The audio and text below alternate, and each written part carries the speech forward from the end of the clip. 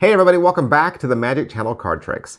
Today, you're going to learn a variation of a trick that I have taught before, but I'm doing this so that I can stress a point. And that is, when I force a card, I try not to make it too obvious. You know, I think there's a lot of magicians that do spectator finds the aces or the kings, right, or the queens. I think when you force the ace or you force the court cards, it just becomes too on the nose. You know what I mean?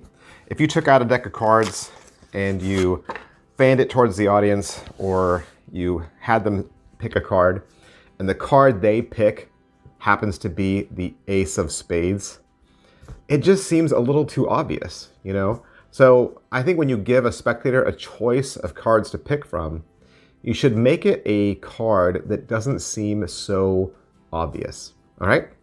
So what I want you to do is I want you to just think of any four cards, right? Any matching four of a kind that just doesn't seem that obvious. So I'm gonna go with the sixes, okay? So I'm gonna pull all four sixes out, okay? And you can do whatever number you would like, okay? And we'll do this trick together. So you're gonna have your four random cards. I'm gonna go with sixes right there on the top, okay? And if you'd like, you can do a false shuffle, and you could do that by doing the table shuffle. And what you'll do is you'll remember where the top is. This is the top, right? And I will let the last four cards in this hand fall last. So that when you're shuffling like this, you just kind of do it sloppy so that your top four cards remain undisturbed. And you know what? It doesn't have to be pretty. Just make it as sloppy as you want. Who cares? And then you're gonna say, I'm gonna give you a choice of four cards. And the secret is all four of these cards are a six, right?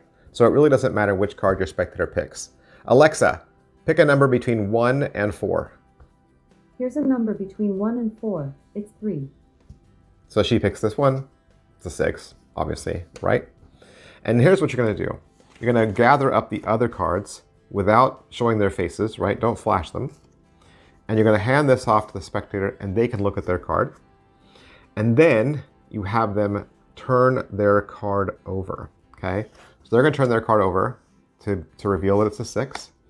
And you're going to start dealing cards down to the table. Now, as you do this, you have just dealt the other 6s down first, okay? And you're going to say, we're going to use a handful of cards. Doesn't really matter how many cards we use. And just say stop whenever you like.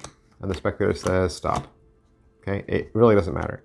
If you have one card in your hand when they say stop, then you give them the choice. You say, do you want me to put this on the stack or back on the deck? And again, it doesn't matter, okay?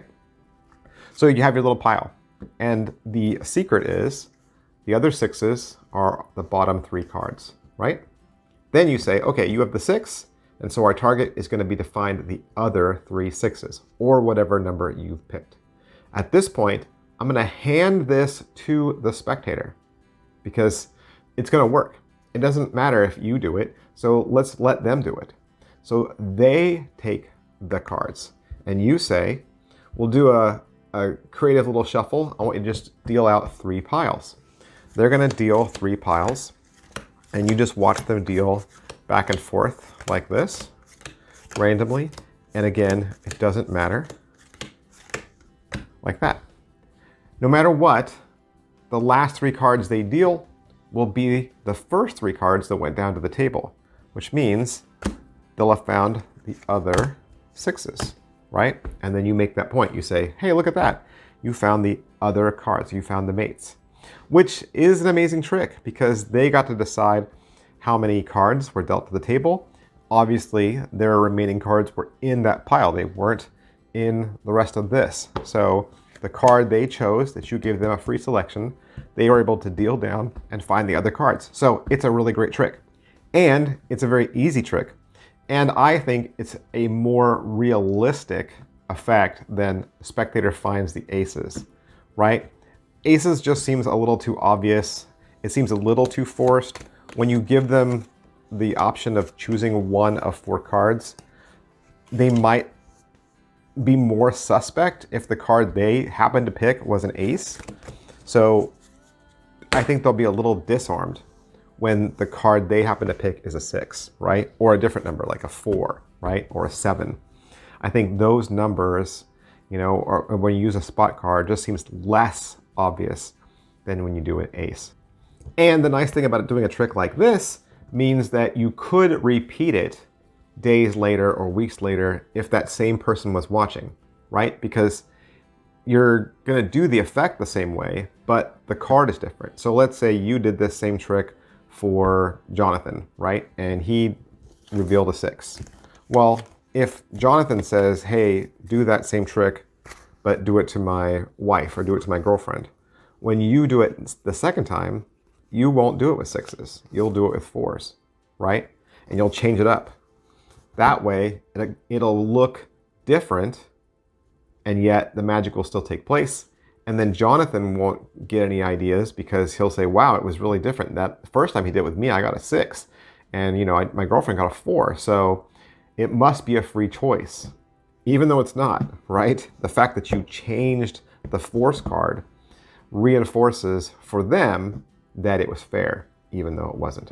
All right, I hope you have fun with that. And always remember to like and subscribe, and I'll see you guys next week. Bye. Hey, have you ever purchased a magic trick that they said was easy or for beginners, and when you opened it up, it was just a bunch of parts and some typed out instructions? Like, how are you supposed to figure out how to do a trick with instructions that are this small and there's just no detail, right? No video, no pictures. You're so disappointed. You wanted to learn how to do this trick. You thought it'd be fun. And then when you got it in the mail, you were sorely disappointed. I want to help you. This channel wants to help you. I have a whole playlist of instructional videos that'll walk you through my personal handling on these tricks plus many more. Now, obviously, you need to own the tricks, right? You need to own the tricks in order to perform them. You won't be able to do any of these tricks unless you actually own them. But another great way to use this channel is as a way to look at tricks that are available on the market and to decide whether those tricks are going to work for you. I purchase all of my tricks from penguinmagic.com. And so if you'd like access to that playlist, if you would like to see kind of behind the scenes and get my personal handling for these tricks plus many more, you can hit the join button down below and subscribe to this channel for only 99 cents a month. And as long as you're a subscriber, you'll have access to those videos plus any new ones I continue to make. Thanks for watching, guys, and I'll see you next week.